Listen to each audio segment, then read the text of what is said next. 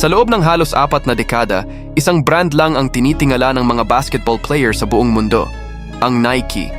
Sila ang gumawa kay Michael Jordan bilang hari ng basketball. Sila ang nagpalakas ng legacy ni Kobe Bryant at sila rin ang nagbigay kay LeBron James ng billion-dollar lifetime deal. Sa mata ng maraming atleta, pag nakarating ka na sa NBA, may isa ka pang pangarap, magkaroon ng Nike deal. Pero ngayon, parang nagbabago na ang ihip ng hangin. Dahil ang mga NBA star na dating nangangarap pumirma sa Nike, unti-unti na silang umaalis sa Nike. At ang mas nakakagulat, hindi sila lumilipat sa Adidas, Puma, or Under Armour. Kung hindi, sa mga Chinese brands, mga pangalang dati ay pinagtatawanan lang, pero ngayon, sila na ang bagong hari ng sneaker world. Noong una, parang imposible, kasi nga, sino ba naman ang tatalo sa Nike? Sila ang nagdala ng Just Do It. Sila ang gumawa ng Air Jordan, ang pinakamalaking sneaker empire sa kasaysayan. Pero tulad ng kahit anong imperyo, dumarating din ang panahon ng pagbabago. Si Kyrie dati isa sa pinaka-iconic na atleta ng Nike, may sariling signature line, patok sa mga bata, at isa sa pinakamabentang sapatos sa market. Pero noong 2022, biglang nagbago ang lahat. Matapos ang sunod-sunod na kontrobersya at personal disagreements, kinansela ng Nike ang kontrata ni Kyrie. Para sa marami, tapos na ang kwento niya sa sneaker world. Pero sa halip na bumagsak, gumanti si Kyrie. At sa mas malakas na paraan, lumipat siya sa Anta, isang Chinese brand. Pero hindi lang bilang endorser, ginawa siyang Chief Creative Officer. Ibig sabihin, may boses siya sa disenyo, marketing at direksyon ng brand.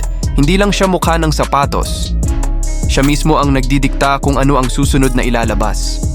At sa isang iglap, nagbago ang laro. Kasi for the first time, isang NBA star ang pumirma hindi dahil sa pera, kundi dahil gusto niyang magkaroon ng kontrol. At hindi lang si Kyrie ang gumawa ng ganitong hakbang, maging si Nikola Jokic, reigning MVP ng NBA, ay pumirma sa 361 Degree, isa ring Chinese brand. Ang dahilan niya simple lang, ayaw niya ng spotlight, gusto lang niyang komportable at totoo sa sarili. At sa halip na sumunod sa mainstream brands, pinili niya ang daan na kakaiba. Isipin mo yon, isang back-to-back MVP, hindi nakasuot ng Nike or Adidas, kundi ng brand na halos hindi kilala sa Amerika. Pero sa China, isa silang higante.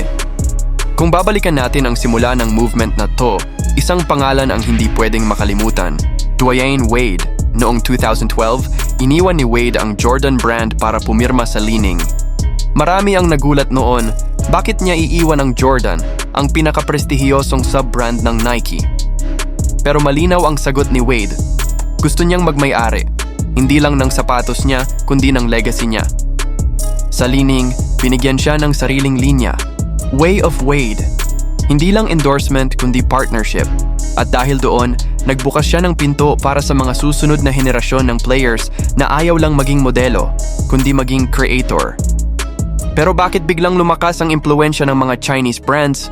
Simple lang.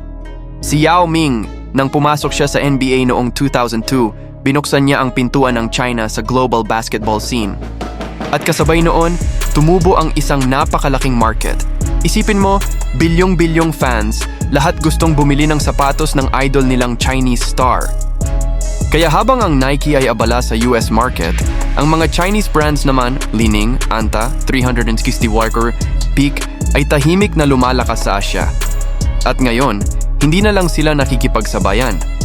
Sila na ang bagong kalaban. Ang movement na sinimulan ni Wade at sinundan ni Kyrie at Jokic ay tinatawag ng iba na the sneaker power shift. Dati, ang mga player ay parang empleyado lang ng mga brand. Ngayon, sila na ang may control. Si Klay Thompson, halimbawa, pumirma sa Anta at binigyan ng full creative freedom.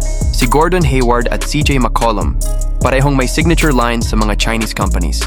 At si Jimmy Butler, isa sa mga pinaka-hardworking player sa liga, ay may sariling deal sa Li Ning din.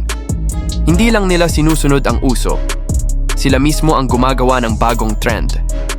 At ngayon may bagong mukha ng movement na to, Young Hansen, ang unang Chinese-born player na pumirma sa Li Ning bago pa man makapaglaro sa NBA.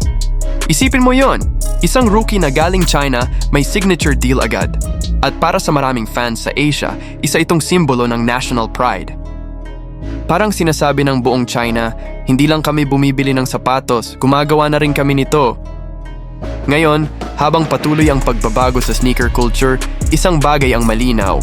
Ang mga atleta ngayon, hindi na lang basta naglalaro para sa brand, gusto nilang maging brand mismo. At sa bagong mundong to, hindi na sapat ang logo ng Nike para sabihing, you've made it. Kasi ang tunay na tagumpay ngayon ay yung may control ka sa sarili mong pangalan, sa sarili mong disenyo, at sa sarili mong legacy. Ang tanong ngayon, sa susunod na dekada, sino na kaya ang susunod na magiging mukha ng basketball sneakers? Isa bang bagong Jordan ng Nike o isang bagong Wade ng Li-Ning? Isang bagay ang sigurado, ang laban ngayon ay hindi na tungkol sa air, kundi sa ownership. Kaibigan, iyan ang mga China brand ng sapatos na sikat ngayon sa NBA at basketball world. Ano ang masasabi nyo rito? Meron ka bang sapatos na Chinese brand at ano ito? Huwag nating kalimutan mag-like and mag-subscribe. Salamat!